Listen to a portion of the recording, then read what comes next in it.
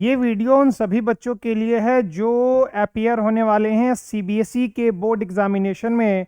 आप सबका इंग्लिश का पेपर खत्म हो गया है। अब अगला पेपर कॉमर्स के बच्चों का और वो है इकोनॉमिक्स, जो है 17 तारीख को।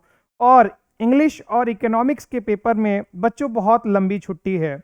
तो दुनिया का कोई भी एग्ज़ाम, अगर आपकी प्लानिंग सही है, अगर आपकी स्ट्रैटेजी सही है, तो आप उसको इजीली क्रैक कर सकते हो। मुझे पता है मेरे जितने सारे स्टूडेंट्स हैं और भी कई सारे स्टूडेंट्स को इन सब्जेक्ट्स में प्रॉब्लम होती है क्योंकि वो एक्स्ट्रा स्ट्रेस ले लेते हैं। और जहाँ तक मेरा एक्सपीरियंस है, जब आपका सिलेबस ख़त्म हो जाता है, आप टीचर से दूर हो जाते हो, तो आपके कॉन्फिडेंस में धीरे धीरे कमी आने लगती है।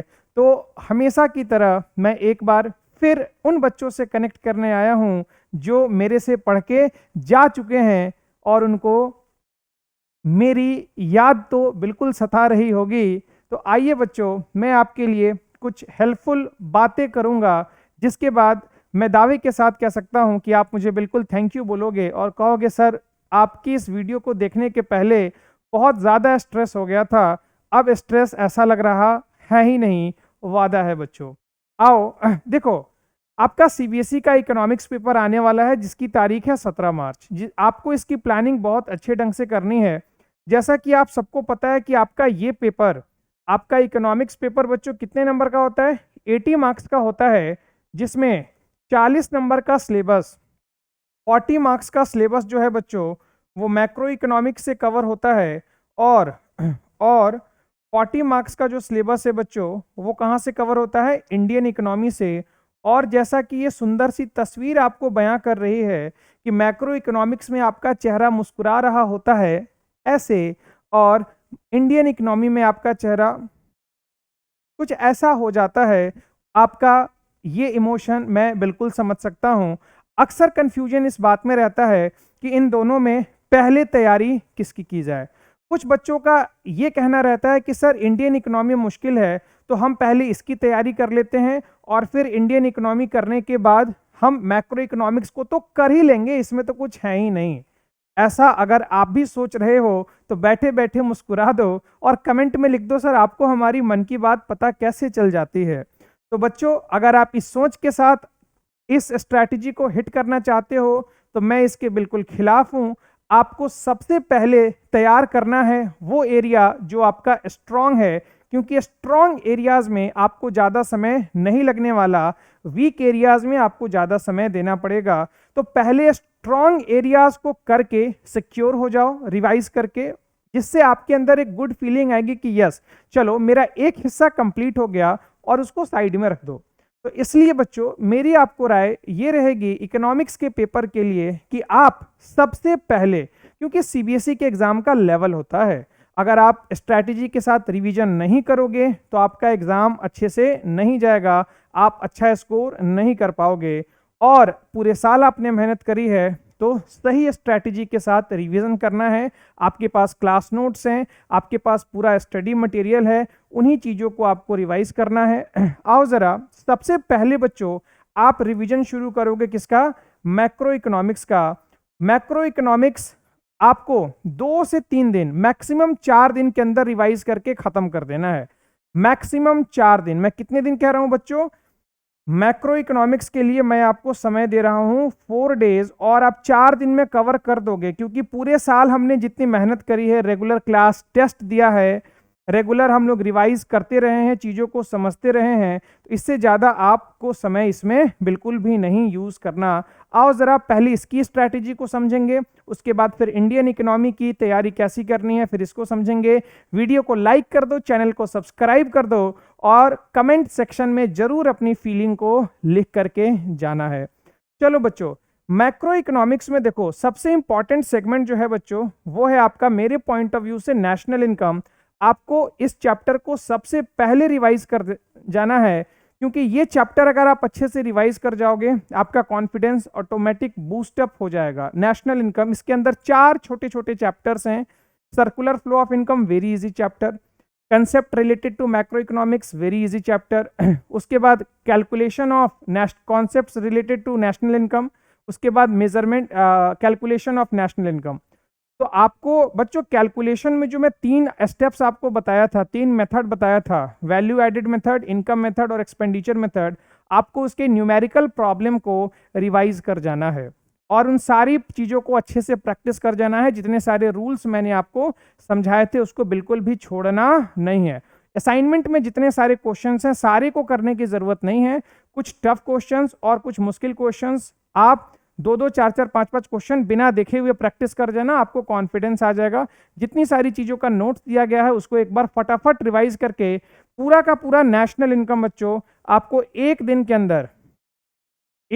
अंदर आपको रिवाइज कर जाना है। अब इस एक दिन में कहने का मतलब ये नहीं कि तुम 6 घंटे पढ़ रहे हो, एक दिन का मतलब है कि आपकी स्टडी 12 to 15 आवर्स की होनी चाहिए।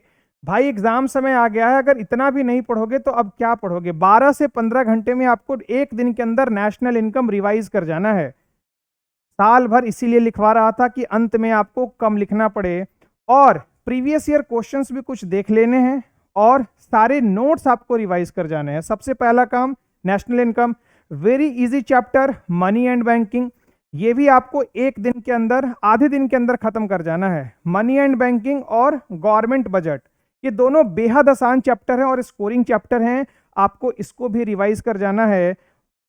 इन दोनों चैप्टर को बच्चों, इन दोनों ही चैप्टर को आपको एक दिन में कंप्लीट करना है, 1 डे में। कितने दिन में बच्चों?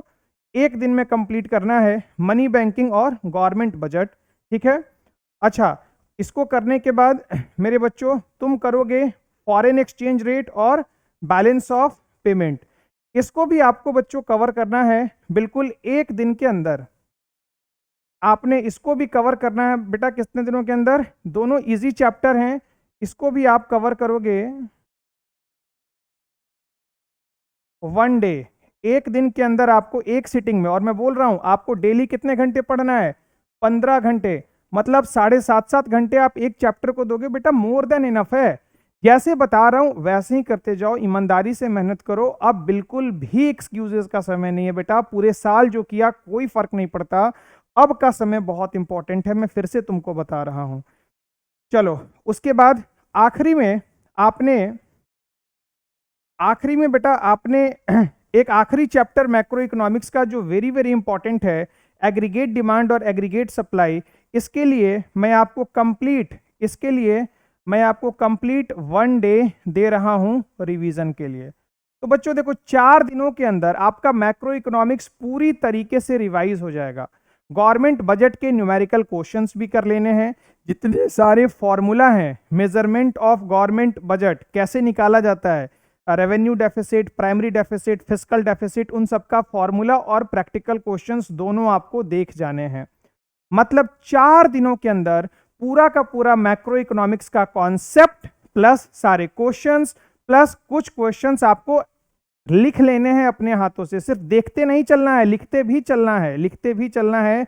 तो 4 दिनों के अंदर बेटा मैक्रो इकोनॉमिक्स तुम्हारा खत्म हो जाएगा। और जब ये तुम खत्म कर लोगे ना, तुम अपने अंदर के शेर को पहचान पाओगे, कहोगे यस मैंने कुछ अचीव किया है, और तुम 70% कॉन्फिडेंस गेन कर चुके होगे इतना सही ढंग से करने के बाद। इसके बाद बस तुमको 30% मेहनत करना रहेगा, जिसको तुम आसानी से कर लोगे। जिसके लिए सही स्ट्रैटेजी में लेकर के आया हूं कि कौन कौन से चैप्टर्स आपको पहले करने हैं इंडियन इकोनॉमी में। तो यहां आपका मैक्रो इकोनॉमिक्स खत्म हो गया, 40 में 40 हमारे पक्के हैं बिल्कुल। अब आओ इंडियन इकोनॉमी पे बात करते हैं कि इसकी आपको तैयारी कैसे करनी है। इंडियन इकोनॉमी में बच्चों जो सीक्वेंस बताया है ना, उसी सीक्वेंस में आपको रिवाइज करना है। आपको इंडियन इकोनॉमी पर समय देने हैं, मैं आपको बोल रहा हूं हफ्ता भर लगा दो, कोई दिक्कत नहीं है, तुम्हारे पास समय है। बीच में होली है, होली तुम्हें नहीं मनाना, तुम्हारी होली 31 मार्च के बाद मनेगी। तुम्हें होली में बिल्कुल समय नहीं देना, उतना ही समय देना है जितना तुम मटन चावल खीर पूड़ी खाने में व्यस्त हो। रंग बिल्कुल नहीं खेलना, समय बिल्कुल वेस्ट नहीं करना। एग्जाम का समय है, रिएक्शंस होते हैं, केमिकल वाले फेस्टिवल है, रंग है, कुछ हो गया प्रॉब्लम हो जाएगी, आंख में पड़ गया, आंख में प्रॉब्लम हो गया, बेटा इन चीजों से बचना है। इस साल होली हर साल आएगा, बोर्ड एग्जाम हर साल नहीं आएगा। घर में पकवान हर साल बनेंगे, बोर्ड एग्जाम हर साल नहीं आएगा। तुम्हें सीरियस हो जाना है, होली की वजह से अपना पेपर बिल्कुल भी खराब नहीं करना। क्योंकि इस बीच में इसके बाद आपका पेंटिंग का भी एग्जाम है, उस पर भी आपको थोड़ा सा ध्यान देना पड़ेगा। इस बीच में कई बच्चों का मैथ का एग्जाम है, उसको भी आपको थोड़ा सा कवर अप करके चलना पड़ेगा। तो मैं स्ट्रिक्टली बोल रहा हूं, एज अ पेरेंट बोल रहा हूं कि होली बिल्कुल भी मत मनाना, कमरे को बंद कर लेना। अगले हमारी होली 31 मार्च के बाद आना, मैं तुम्हारे साथ होली खेल लूंगा अगर कोई खेलने वाला नहीं बचेगा तो। लेकिन बेटा अभी समय बिल्कुल भी वेस्ट तुम्हें नहीं करना। चलो बच्चों आओ, इंडियन इकोनॉमी जब रिवाइज करने आओगे, पहले आपको ये तीनों चैप्टर्स बहुत ही शानदार तरीके से रिवाइज कर जाना है। बहुत ही इजी चैप्टर, इस पर हम लोग का पूरा कमांड है, 100% कमांड है बच्चों।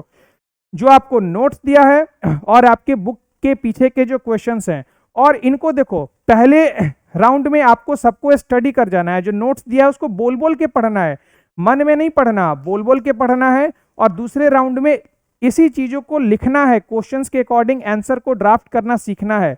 लिखोगे नहीं सीखोगे नहीं, पहले बता रहा हूं।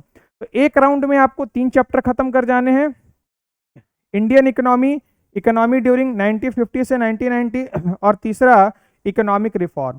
तो बच्चों ये काम पहली सीटिंग में, इंडियन इकोनॉमी भी बहुत आसान लगेगा, और ये 3 चैप्टर तुम कर लोगे ना, तुम्हारा कॉन्फिडेंस बेटा 90% पे जा चुका होगा। 70% मैक्रो इकोनॉमिक्स के खत्म हो जाने के बाद, 20% इन 3 चैप्टर के खत्म हो जाने के बाद, जो बहुत ही ईजी है और हमने बहुत ही शानदार तरीके से पढ़ा है। ग्लोबलाइजेशन, लिबरलाइजेशन, ठीक है, प्राइवेटाइजेशन, ये सारी चीजें, इन सब का डेफिनेशन आपको कॉपी पे लिखना है। क्या बेनिफिट्स थे, क्या ड्रॉबैक्स थे, क्या इकोनॉमी में कमी थी, ये सारी चीजों को लिखना है और घर पर बोल बोल के पढ़ना है। ठीक है बच्चों, चलो आओ जरा, इसके बाद अगर जरा हम देखें तो मैं 3 चैप्टर का लिस्ट और तैयार कर दिया हूं। आपको ये तीनों चैप्टर लगे हाथ रिवाइज कर जाने हैं। ह्यूमन कैपिटल फॉर्मेशन, एम्प्लॉयमेंट और एनवायरनमेंट, तीनों बेहद ही आसान चैप्टर हैं और स्कोरिंग चैप्टर हैं। इसको भी आपको 2 दिनों के अंदर इसको खत्म कर देना है। इन तीनों चैप्टर को लिख के, याद करके, लिख के, खत्म करके रैप अप। चलो ये तो मैं फर्स्ट राउंड की रिवीजन बता रहा हूं। इतने जितने दिन हमें गैप मिल रहे हैं ना, 2 बार हम रिवाइज कर लेंगे, और आखिरी स्टेज में बच्चों कंपैरेटिव और रूरल डेवलपमेंट करके इंडियन इकोनॉमी भी खत्म हो जाएगा। तो अगर सही प्लानिंग के साथ अगर आपका रिवीजन चलेगा तो आप ज्यादा परेशान होने वाले बिल्कुल भी नहीं हो। लेकिन अगर स्ट्रैटेजी सही नहीं रखोगे, प्रॉब्लम में रहोगे। तो जो स्ट्रैटेजी मैं आपको बताया हूं, इसमें आपको ज्यादा से ज्यादा 2 से 3 दिन खर्च करने हैं। इसके ऊपर वाले बॉक्स में 2 से 3 दिन, और पहले वाले में तो 2 दिन मोर देन इनफ है। मतलब 7 दिन के अंदर पूरी इंडियन इकोनॉमी खत्म हो जाएगी।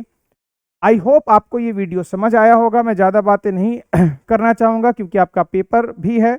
इसीलिए बच्चों इसी स्ट्रैटेजी के हिसाब से तैयारी करो। वीडियो को लाइक कर दो, कमेंट कर दो अगर तुम्हें ये वीडियो अच्छा लगा हो। टेक केयर बच्चों, मिलते हैं अगली बार, कुछ और बातें करेंगे। Take care, good night, all the best.